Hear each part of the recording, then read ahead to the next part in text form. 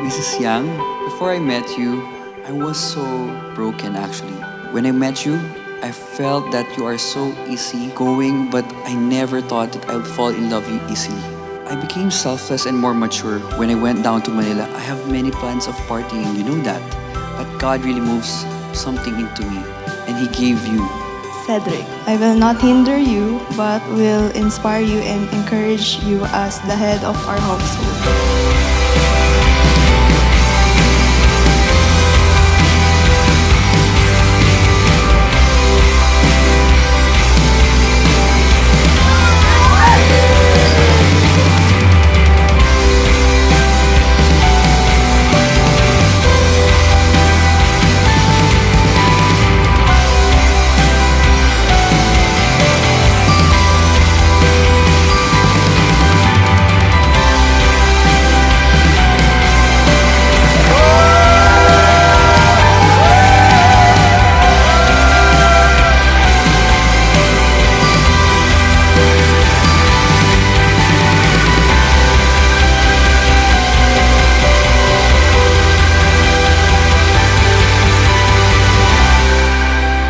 I will be with you.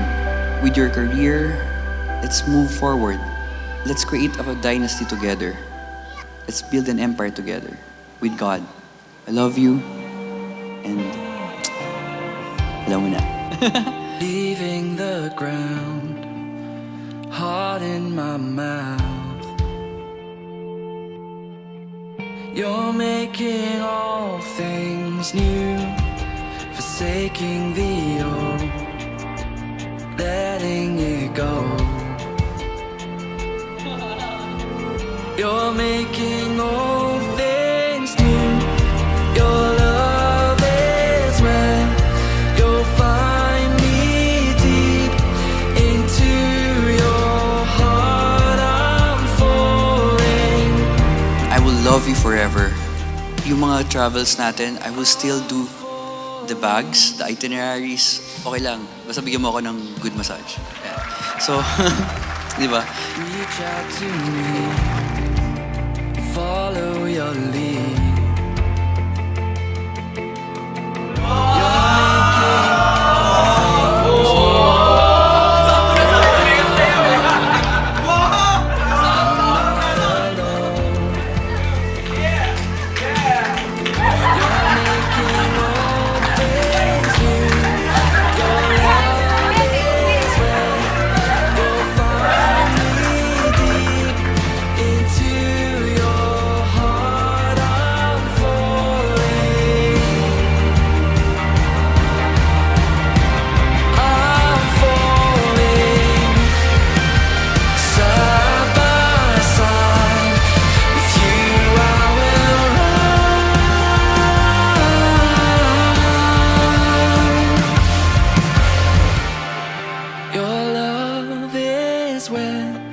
You'll find me deep into your heart.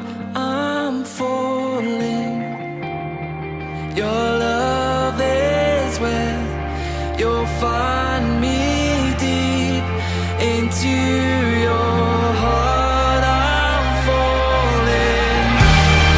Your love is where you'll find me deep into your heart. I'm falling.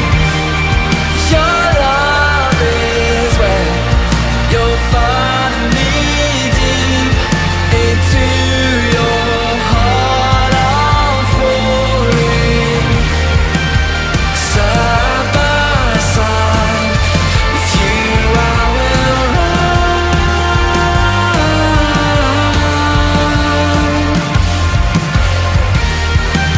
Side by side with you, I will run.